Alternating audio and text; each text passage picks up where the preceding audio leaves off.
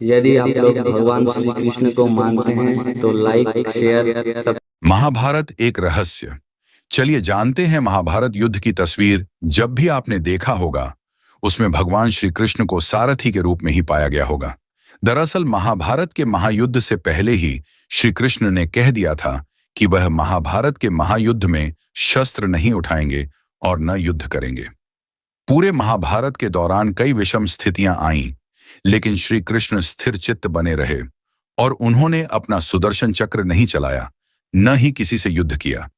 बस एक बार ही युद्ध के आरंभ में भीष्म की मनोदशा और इच्छा का सम्मान करने के लिए और अर्जुन को कर्तव्य का बोध कराने के लिए श्री कृष्ण ने रथ का पहिया हाथों में उठा लिया। ऐसे में अर्जुन ने श्री कृष्ण के चरण पकड़ लिए और श्री कृष्ण से रथ का पहिया रख देने के लिए कहा। सवाल उठता है कि आखिर श्री कृष्ण ने युद्ध न करने की बात क्यों की? क्यों खुद को युद्ध से अलग रखा? क्यों वह महज पार्थ यानी अर्जुन के सारथी बनकर मार्गदर्शक बने रहे? आइए जानते हैं इस रहस्य युक्त सवाल का जवाब। महाभारत युद्ध के इस रहस्य को जानने से पहले भगवान श्री कृष्ण और अर्जुन के पूर्व जन्म को जानना होगा। पौराणिक कथाओं के अनुसार भगवान श्री कृष्ण पूर्व जन्म में नारायण थे और अर्जुन नर थे, जिन्होंने बद्रिकाश्राम यानी बद्रीनाथ में नर और नारायण पर्वत पर तपस्या की थी। नारायण और नर दोनों ही भगवान विष्णु के अंश से ही उत्पन्न हुए थे, क्योंकि उस समय सूर्य भगवान के एक असुर भक्त दंबोदभव ने सूर्य देव की तपस्या करके उनसे 1000 कवच का वरदान मांग लिया था।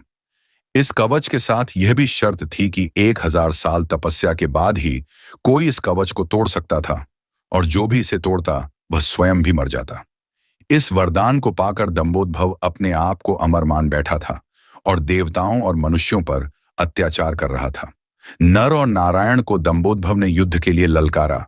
तब नारायण ने दंबोदभव से युद्ध किया और 1000 साल के युद्ध के बाद आखिर नारायण ने असुर का पहला कवच तोड़ दिया, लेकिन कवच तोड़ने के साथ वह स्वयं भी मृत्यु को प्राप्त हो गए।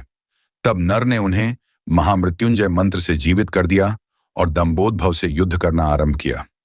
यह युद्ध भी 1000 साल चलता रहा और नर ने असुर का दूसरा कवच तोड़ दिया। इस बीच नारायण ने 1000 साल की तपस्या पूरी कर ली और दंबोदभव से युद्ध करने लगे। इस तरह से बारी बारी युद्ध करते हुए नर नारायण ने दंबोदभव असुर के 999 कवच तोड़ डाले।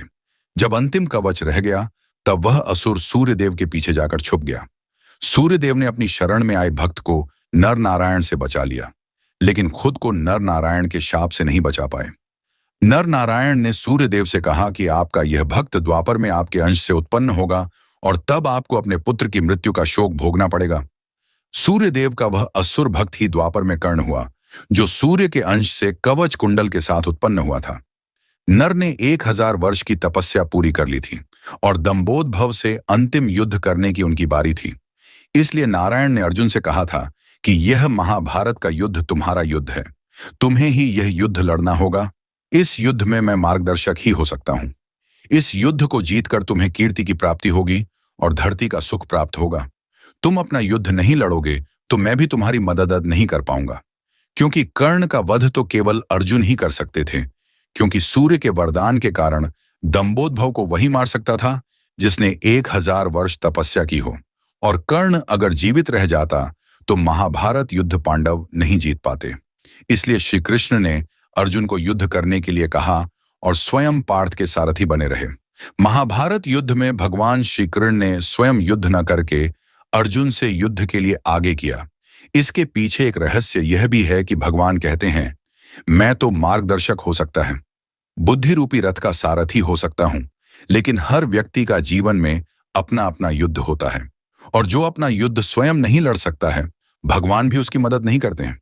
इसलिए हमेशा यह समझना चाहिए कि जब युद्ध हमारा है तो यह हमें ही लड़ना होगा। ईश्वर हमारे बदले आकर युद्ध नहीं लड़ेंगे। अगर सत्य की लड़ाई करेंगे तो ईश्वर सारथी बनेंगे, और अगर असत्य की ओर से युद्ध करेंगे तो वह आपके सारथी भी नहीं बनेंगे और फिर कौरवों की तरह विनाश होना तय है।